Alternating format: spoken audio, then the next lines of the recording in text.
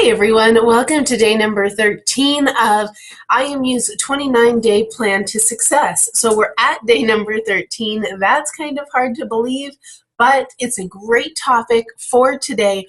So let's jump right into it. How to say no. That's a pretty good one to start with.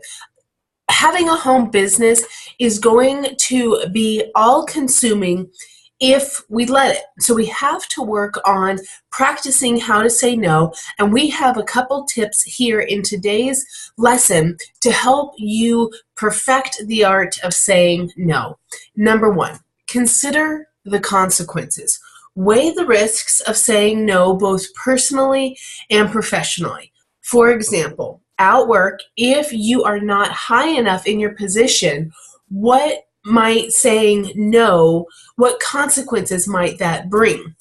When we're at a 9-to-5 job, saying no can be detrimental to us. We have to say no, we have to say yes a lot in our 9-to-5 job. However, just because we're focused on that mindset, that cannot transfer over to a home-based business. Actually, the adverse is true in a home-based business. You need to say no more often than you say yes, or else you're going to be working non-stop. Step number 2, say it fast. Don't let the request or question linger out there, hoping that the person will forget it. Just say no and forget. If it's something that you really don't want to do and that gut reaction in you is no, just say no quickly. It's like a Band-Aid. Rip it off. Step number 3, briefly explain why. You don't have to make excuses. You don't have to put yourself down because you're saying no. You simply explain why the task does not work for you and you move on.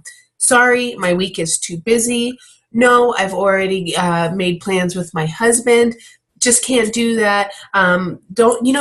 If you don't have the funds, say, I don't have the funds. That's a big one for someone. You might be overcommitting yourself to things that cost money and you don't have the money to do it. Just say no. Step number 4, suggest something else.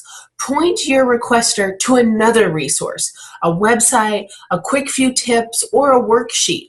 If there is someone who you know has been looking to help out in that area, say, hey, I cannot do it because my week is simply too busy, but I know that Sarah has been talking about volunteering more. She might be the go-to lady for that.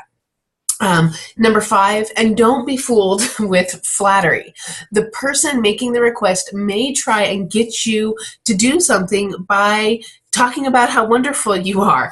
Don't fall for it. Instead, lay out your current workload to explain why you just can't help at this time. Saying no is never fun, but we have to do it. Just weigh out your options, make sure that you are in a position that you can say no, and then be honest. One of my most favorite quotes that it's not even a quote, it's just a it's just a way to live, is when you tell the truth, you never have to remember anything.